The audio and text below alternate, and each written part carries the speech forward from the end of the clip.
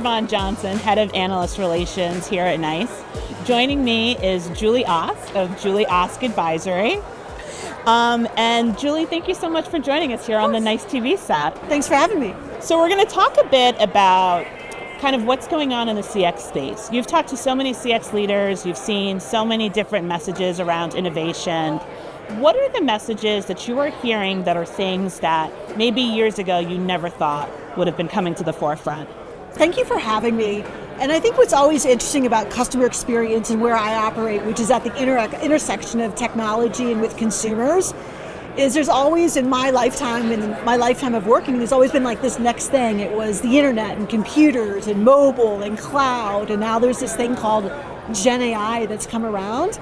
And I think the question becomes, whenever we have a transformational technology like this, is initially folks think, wow, there's this new technology, we need to use it. And what we like to say is, no, wait, pause a second and think first about your users and what they're comfortable doing and what kind of an interface and an experience they want to have with you, what your business objectives are, and then whether or not an innovative technology like Gen AI is really the right fit for your use case and your consumers.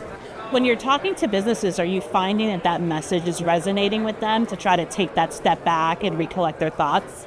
So I'd say yes, and it's resonating, but there's so much pressure and there's so much like what we call FOMO, fear of missing out, and there are so many mandates coming from the top down, like what's our Gen AI strategy, like what are we going to do?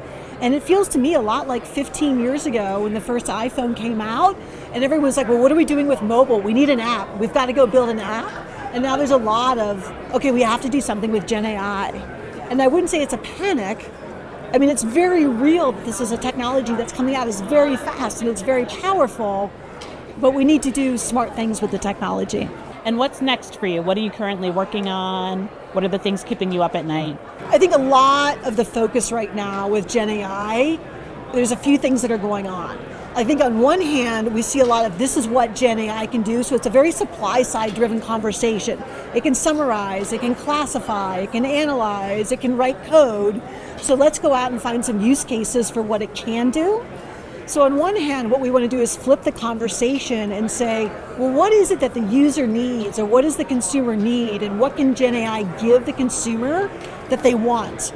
So for me, it's things like personalization, it's superpowers, convenience, comfort, access to services that may have not been available to me because I can get them digitally now, or things like interactive education and entertainment. So on one hand, it's flipping that conversation.